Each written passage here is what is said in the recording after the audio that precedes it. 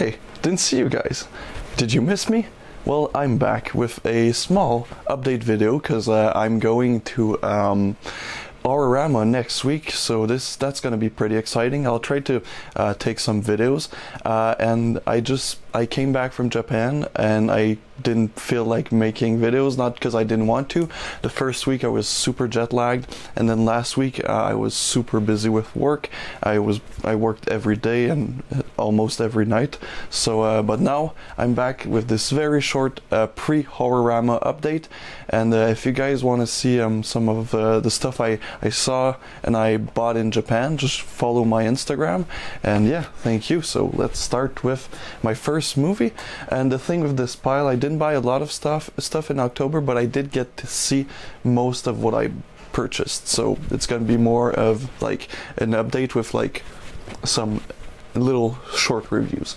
But let's start with Dracula's Fiancé, a movie I did not watch. It's a Jean-Rollin film starring Brigitte Lahaie, and it's about vampires. So it's pretty typical for a Jean-Rollin film, but it's a great combination because, well, Jean-Rollin is known for his strange horror vampire films, and this is a more recent one I did not know. So it's a film from 2002, which is surprising because I didn't know Jean-Rollin's career went that far, and also I didn't know Brigitte Lahaie's career went that far. But it's two films, Dracula's Fiancé and Lost in New York, which Lost in New York is an 80s film. I'm not sure if it's... Oh yeah, it's a Jean-Rollin film. So yeah, so it's gonna be pretty interesting.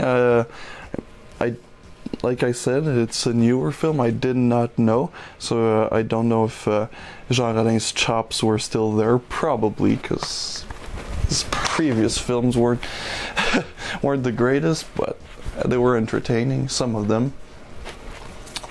Jess Franco's Diamonds of Kilimanjaro. I always heard about Kilimanjaro. I think it's like it's a novel. There's a novel about like adventures in Kilimanjaro. It's just I was surprised to see something I recognize from a Jess Franco film. It looks to be a cannibal kind of exploitation. It's with Robert Foster, Kaja Berner, which I have no idea who she is. Apparently she's a young English girl named Diana in this movie, and this is a release from MVD Classics, which is a company I don't think I have ever bought a movie from, so that's pretty exciting. I can't wait to see if their transfer is any good or if the movie is any good. I mean, it's a Jesus Franco film, so from the 80s, so it's probably, yeah, from 1983, about cannibals. It's probably not good, but we'll see. We'll give it a shot. A film that Kino Classics, released, Scum. It's a movie I've heard a lot about, and I finally got to see, and it's pretty amazing. It's really more of an art house film than a classic exploitation, but it's a really good movie. It's directed by Alan Clark, which is a name I'm familiar with, but I don't think I've seen a lot of his movies. And this is a movie about juvenile kind of prison. Reform school, sorry, there's a difference apparently, but so yeah, it's about the struggles of the young men in this reform school, and it's more of a drama than anything really, and it's pretty good. It gets serious at times, it's disturbing at times, but it's also like a reality that was a reality in Britain during the 70s. Another more drama than horror / exploitation is Vice Squad, released by Scream Factory. You can see the original poster here. I think I prefer the original poster. This cover art looks good, but the like psycho killer that's in the movie, that's in the middle of this poster, he isn't really menacing on this cover, and it isn't really like a representation of what the movie is. I think it goes, this cover tries to go more for like a neon 80s nostalgic look, but the movie is really, really dark. Like, it's not colorful at all. It's really dark and depressing, and it's a great movie. It stars Season Hubley from Hardcore, another one of my favorite movies, very similar to this one, and Tom Walsh and Wings Hauser. So a pretty good cast, directed by Gary A. Sherman, and and it's a great movie. Honestly, I was a bit tired when I watched it, so I missed some stuff, but from what I remember, it looked really grim, realistic, really violent, a kind of movie they don't make anymore, and they probably won't ever make anymore. This is 80s, like not the cutesy 80s that we see a lot in media today, but like the realistic downtown New York violent cop film. So it's a good movie. I recommend it. I'm gonna watch it again because, like I said, I slept, I think, during it, so I missed a couple parts, but it looked great from what I saw. Cat Sick Blues, I'm just switching from like Blu-rays to DVDs to Blu-rays. I didn't really set anything up today. As you can see, I'm not even in my set. I just built like this new setup for like my work, so I'm like, I'll just turn the camera around and do this here instead. So I might have been not as prepared as I usually am. But Cat Sick Blues, this is a movie I haven't seen yet. Heard a lot of good stuff from like Mood 613 on YouTube, and it's released by Wild Eye and their Raw and Extreme line, which I don't know if it's really raw or extreme, but I'll see. It looks pretty sick from the back, and I've heard some good things, which is why I bought it, because I usually don't blind buy Wild Eye releasing stuff, because most of the stuff they release is total garbage. But I've heard this Raw and Extreme line is hit or miss, but this is a hit. Back to Blu-rays, back to a movie I saw. Gaspar Noé's newest film, Climax. Am I a Gaspar Noé fan? Guess you can say yes. I haven't seen a lot of his movie. I've seen Irreversible. I've seen. Oh, I have it wrong. I've seen Climax. I haven't seen Love yet. Did I see any other of his movies? Should know. I think. I'm pretty sure I saw I Stand Alone,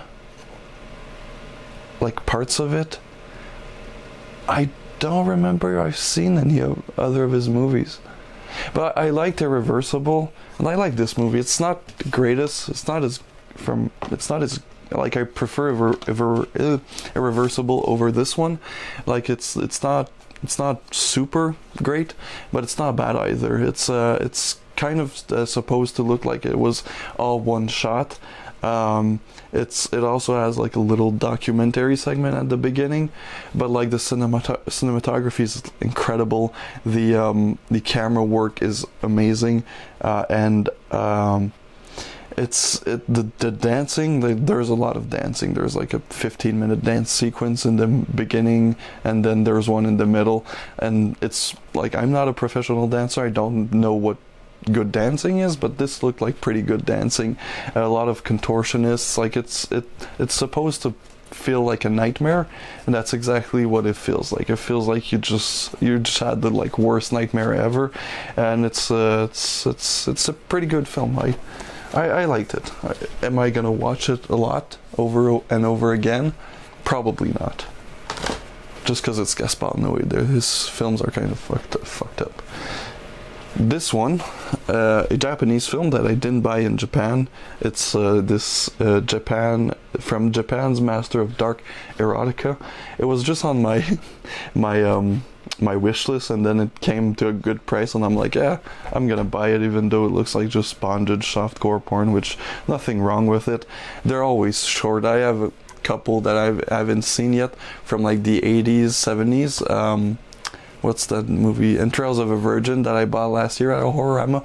I haven't seen it yet, but this looks like that kind of movie. So I can show you the back, because it's there's no nudity or anything. I'm safe, but it warns you. It contains extremely graphic content, nudity, sexual violence, and bondage, which, I mean, it's Japanese, makes sense. I think this wasn't my last update. I just forgot to take it out of my pile, but The Defilers and Scum of the Earth, two drive-in films from the 60s, black and white. This is a Something Weird video release, so The Defilers is written and produced by David F. Friedman, which works a lot of his film work is released by Something Weird Video, and Scum of the Earth, which is also produced by David F. Friedman. Two really short 60s black and white exploitation film. I'll watch them. They're just not on my top.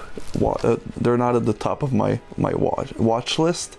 So yeah, they still look decent just because it's David F. Friedman. And finally, the only DVD I bought in Japan, Ted V. Michaels' Worm Eaters. Why did I buy this instead of a Japanese movie? Well, because Japanese movies over there, I'm not sure if they're going to be subtitled, and I need my movies to be subtitled in English at least, or in French, whatever. But I know that if I buy an English American film, I'm pretty sure it's going to be available in English. And plus it's region A, like it just looks like an American DVD that they just translated to Japanese. And why did I buy Worm Eaters from Ted V. Michaels? I have no clue. I have this weird memory of watching a movie about people eating worms when I was a kid, and I've been like looking for it ever since, and I have no clue what it is. Probably not this, because I think mine was like a kid's movie, but still. So yeah, that's pretty much it for this short DVD Blu-ray update. Thanks for being with me. See you next time.